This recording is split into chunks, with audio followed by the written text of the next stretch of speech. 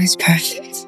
Have you ever tried to push yourself to the brink of collapse for perfection? When you look at yourself in the mirror, are you really sure that it's you? If there is another you, hiding in the darkness, tempting you, mocking you, trying to replace you, what would you do? There is only one protagonist on the stage, and the cost may be your sanity, body, or even life. My name is Nina Sayers, and this is the story of how I became her. When I woke up, I was still lost in my dream. That lightness, that freedom. I was dancing like a swan, and in my dream I was her, pure and flawless, elegant and noble. The first thing I did when I opened my eyes was to tell my mother, Erica. I dreamed that I was jumping the white swan. I said with a smile, my voice light as if I hadn't fully woke up from the dream. My mother looked at me with a familiar pride and tenderness in her eyes. But when she saw the skin on my back, her face changed. What happened? It's nothing, I replied quickly. I couldn't let her worry, nor could I let her control me anymore. I put on my clothes and said nothing more. I went straight to the theater. In the theater, I heard other girls discussing Beth. She is a senior dancer and someone I have always looked up to. But now, her era seems to be coming to an end. Thomas asked her to quit the show, saying that he was looking for a suitable candidate among the new generation of young people to play the lead role in Swan Lake. I didn't say anything, just listened quietly. They said she was old and useless, speaking so lightly, as if Beth had never been the one who shone on stage. She's still a good dancer, I blurted out. They smiled, as if listening to a child. I felt a hint of anger, but didn't know how to refute. Just then, a strange girl walked in, Lily. Unlike us, she was bold and relaxed. I couldn't help but look at her. During the rehearsal that day, Thomas announced that he was looking for a girl who could play both the white swan and the black swan. He walked among us, like a hunter patrolling his prey, every step carrying a sense of oppression. Everyone held their breath, like elementary school students waiting for the teacher to announce their grades.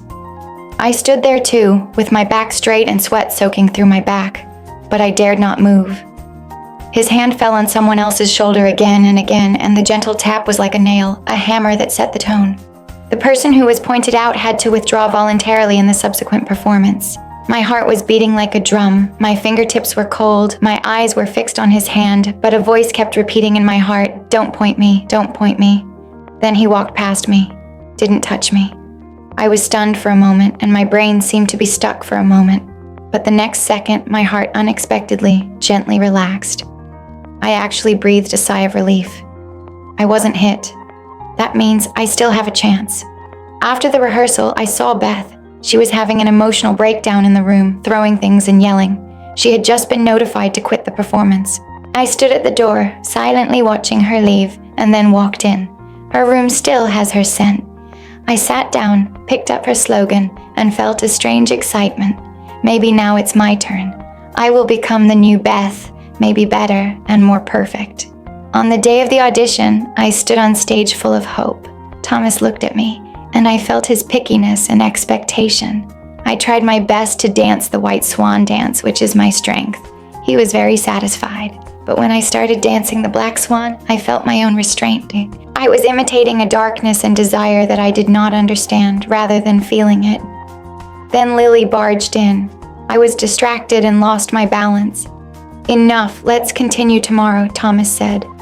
I nodded, but there was an indescribable sense of loss in my heart. I didn't achieve perfection, but I knew that if I wasn't perfect, I would be nothing. After I got home, I broke down and cried in my mother's arms. She held me, as gentle as ever, but the comfort only made me more painful. She said I was pushing too hard, but I had no choice. I had to tell Thomas that I had jumped perfectly, even though I knew it wasn't true. The next day I went to the theater and told Thomas that I was ready, but he still said that I was too restrained in playing Black Swan and needed to relax and release. I felt tears welling up in my eyes. Am I really not enough? I have already given everything. I've already picked Veronica, he said. I feel like I'm falling into an abyss. But just as I turned to leave, he stopped me and said he hoped I could prove myself, reminding me not to pursue perfection blindly. It would become my cage, but he immediately did something that made me extremely uncomfortable. He touched me and even tried to kiss me. I was so scared that I avoided him and turned around to leave. My heart is a mess with shame, anger, fear, and an uncontrollable desire. I still want that role, despite the cost, which is starting to scare me. That evening, several girls whispered backstage that the cast list for Swan Lake had been posted. I pretended to listen nonchalantly, but my heart was beating faster. I knew that list could change my entire life. I forced myself to remain calm, congratulated Veronica, and was about to leave the crowd, but the next second she rushed towards me, her face flushed. "Do you think what you said was funny?" She gritted her teeth and asked me. I was stunned and had no idea what she was talking about. Until I turned my head and saw that list. My name was in the Swan Queen column. I was stunned for a few seconds, confirming that it wasn't just an illusion. It was me, Nina Sayers, playing the Swan Queen. My eyes instantly became moist, and I couldn't help but tremble as I ran towards the restroom. I took out my phone, my fingers still trembling, and dialed my mom's number. "Mom." I choked up. I did it. He chose me, Mom. At that moment, I really cried, as if years of silence had finally opened my mouth. When I got home, my mother saw the rash on my back while helping me change clothes, and her face changed suddenly. "You're catching again, aren't you? I knew it," she asked loudly. I lowered my head and didn't know how to explain. She shook her head and sighed, then took out a nail clipper and forcibly cut off my nails. She always does this, always controlling, always doing it for my own good. The next day during rehearsal, someone suddenly came in and announced, "Beth has an accident." My heart tightened. After rehearsal in the afternoon, I went to find Thomas. He said with a heavy expression, "She has always had dark impulses, and I have long felt that she will do something." Thomas comforted me and told me not to care. But how could I not care? I still went to the hospital and brought flowers. I remember the moment when the air suddenly froze. Beth sat in front of me, her eyes empty and angry. There was only a table between us, but it felt like a whole abyss. She looked at me as if I had stolen everything from her. I wanted to explain, but the words got stuck in my throat. Then she picked up the nail file on the table. I widened my eyes and couldn't believe she had stabbed that thing into her own skin. I rushed over and tried to the file from her hand. Her eyes were so strange and empty. Then the screen turned. I stood in the elevator, still holding the nail file tightly in my hand. I hurriedly returned home like a lost child, standing at the boundary between reality and nightmare. I stared at my hand, not knowing if the blood was hers or mine. I even began to doubt, was everything that had just happened real? My breathing became rapid, and my brain swelled like it had been soaked in water. I found my eyes turning red, the rash on my back getting worse, and I couldn't even stand firmly. I fell and passed out. I started to have an emotional breakdown and became increasingly distrustful of the people around me. Lily, especially her. She handles the dance troupe with ease like a freak, while I, every time I dance, feel like I'm torturing myself. She's stealing my moves, stealing my character. Sometimes I even suspect that she doesn't exist at all. Is it another me I imagined? Is it the uncontrollable and daring shadow in my heart? If she is just an illusion, why can I hear her laugh? The night of the premiere has finally arrived. The backstage is in chaos, and I'm on the verge of collapse. I check my clothes over and over again, but I always feel that something is wrong. That dress, why is it missing?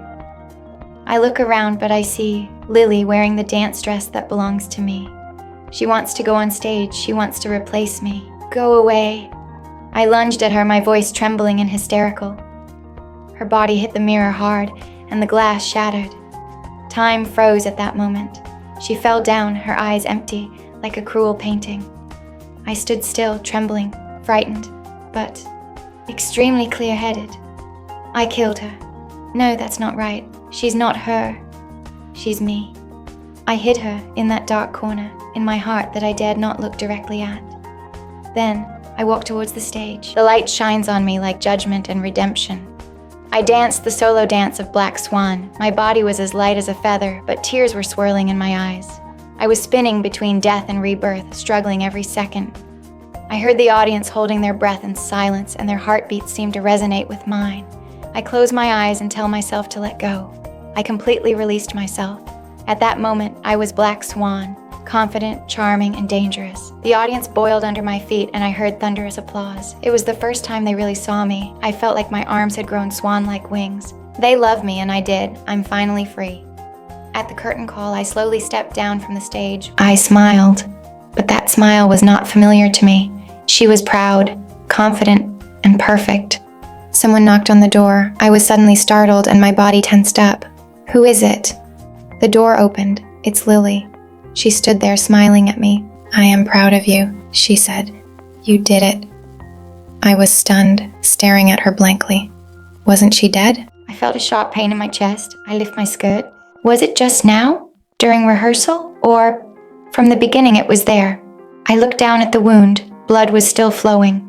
I hastily bandaged it with a towel, tightened my skirt, took a deep breath, and then walked out of the dressing room. The stage lights are like a call, and I step on the beat and stand under the spotlight. The audience waits with bated breath, and I am finally free. The final chapter of The White Swan has begun. I danced slowly to the music, as if the whole world was immersed in this moment. All doubts, pain, and struggles turned into movements, rhythms, and breathing. I forgot the pain, forgot the blood, forgot Lily, forgot everything. This is my stage, my farewell.